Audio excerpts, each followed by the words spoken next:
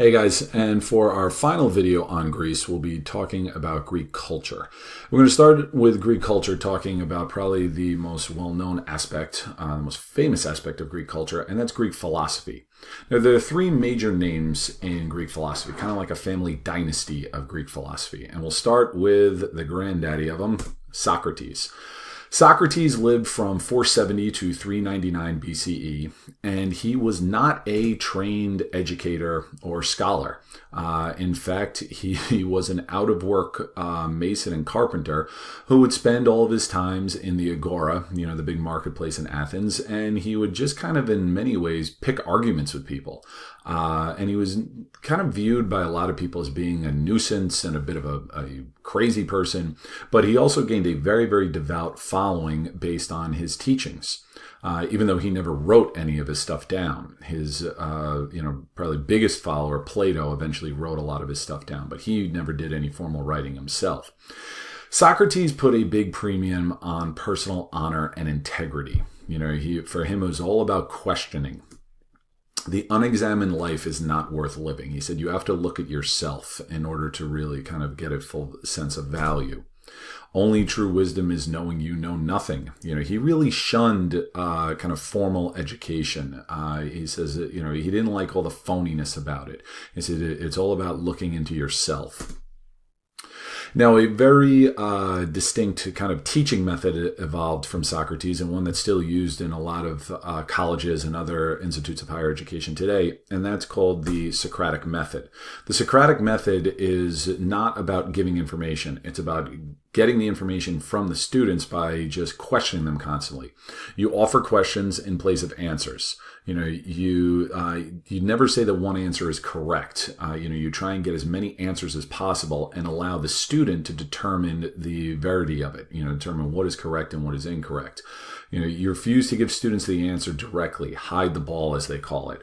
And this is big, as I said, in colleges, in that, a professor will stand up there and they'll just throw out a question, and before you know it, a half-hour conversation has gone on, and the students have elicited all of the information themselves, as opposed to the professor standing up there and writing on the board or lecturing about it. So this is still used to this day.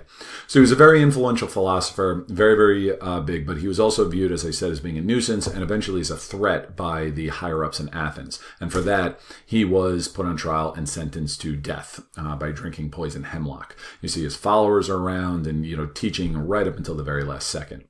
And I mentioned before, but his most prominent pupil was Plato. Plato, he lived, around the same time, obviously, 430 to 347 BCE. And he had some very, very fascinating ideas.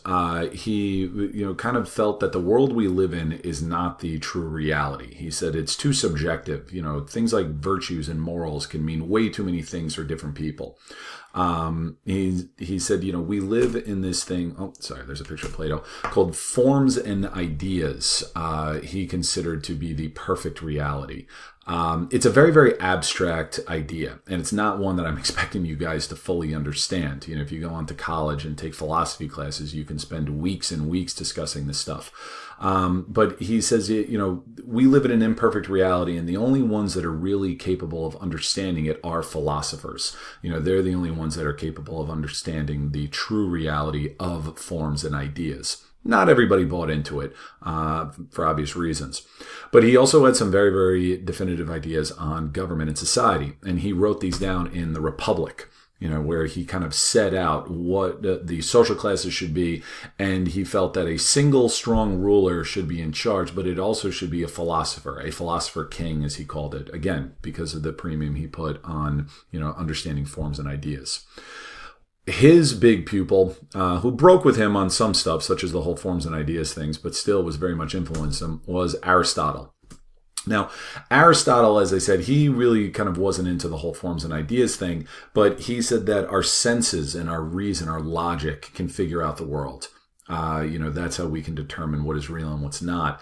And he wrote about a lot of stuff. He wrote about logic, obviously, but he also wrote about biology. He wrote about physics and astronomy and politics and ethics, and, very, very kind of well-rounded individual when it came to his interests.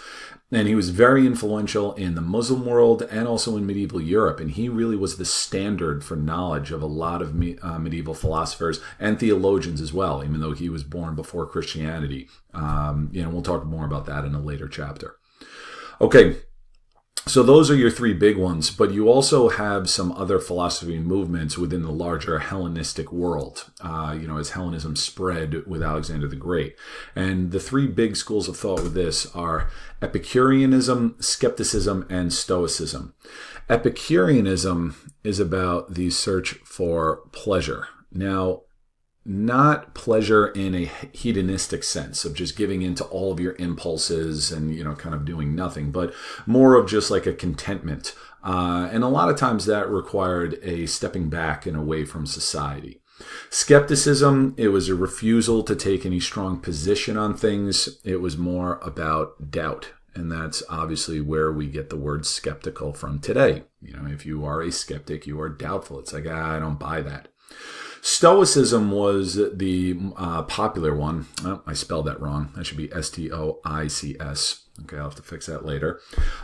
This was, kind of a philosophy about aiding others and about leading a virtuous life. Is that there's a lot of craziness happening in the world, and you can avoid the stress and anxiety of the world by just focusing on duty.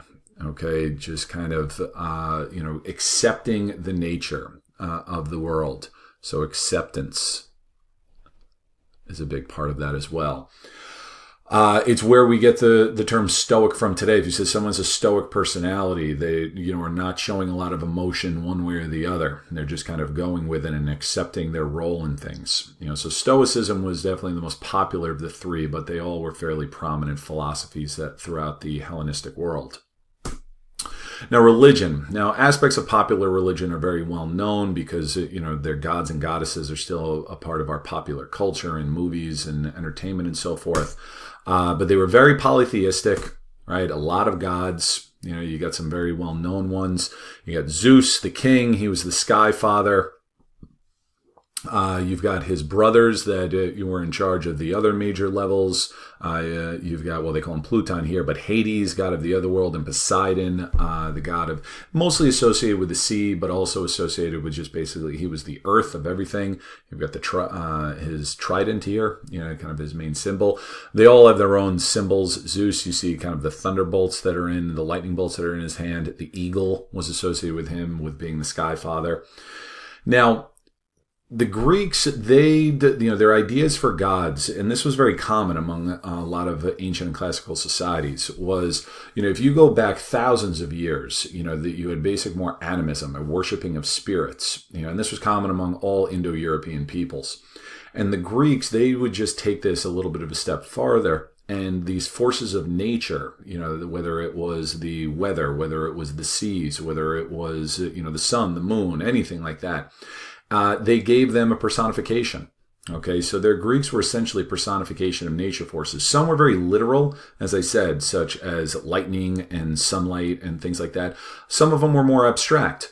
Right? You've got Ares here, the god of war. You've got Athena. She was a goddess of wisdom. Aphrodite, goddess of love. But they still represented things of the world around them, and they were, they were entities that you could pray to for good fortune, and things of that nature. Now, cults were very popular during the classical Greek era, and cults they're different from how we think of them. It wasn't about a kind of weird, kooky subculture. When we think of cults, like satanic cults and things like that. It was more that they were just a more specific devout following, and it gave a very strong sense of community. Cults were also an opportunity for women to get involved because women were not allowed to involve themselves in public life and politics or anything like that, but they could devote themselves to religion. They could become priestesses and so forth. And cults was a very popular venue for that. Demeter here, she was a popular one among women, goddess of the harvest. Kind of women being, representing the giving of life because they can give birth. That was a common theme that you see in ancient religions. And a very popular cult was the cult of Dionysus, this guy here. Dionysus was about grapes and wine. You can see him. He's got the grapes in his left hand and he's got a cup in his right hand. And he was a bit of a party god for obvious reasons. And, the cult of Dionysus, which again was mostly for women, it was about revelry, but it was also about devotion. It represented this very, very, kind of passionate devotion that they would have. And, it sometimes would result in some craziness because their festivals would go off the rails with the drinking. But still, it gave a sense of identity to an awful lot of people. Now, by the 5th century, BCE, the polis, the city-states was really kind of dominating a sense of identity, and these cults, they stopped being quite as popular anymore. And lastly, with Greek culture, we'll talk about drama. Now, tragedy is probably what the Greek drama is known for the best. And, it focused on a number of different themes, such as what's the role of a person in society? What causes suffering, whether it's coming from the gods or from our own actions? What moral responsibility do we have to the gods, to each other, to our families, and so forth? And these Greek tragedies, they often involved horrendous tragedies. Family members killing each other and incest and all awful, things like that. But that's where tragedy comes from. And the 3 big names for this, you've got Aeschylus, you've got Sophocles, and Euripides. And you guys looking at some of the more famous works of them in class. And you also had comedy as well. And the main genre in comedy was satire. With satire, think of Saturday Night Live, poking fun at the establishment, poking fun at political leaders on social values and so forth. And the Greeks were famous for that, and that would carry forward into Roman era and into the modern era as well. Okay, so that wraps up talking about Greek culture, and that wraps up all of our videos on Greece, and we will get into talking about Rome with the next unit.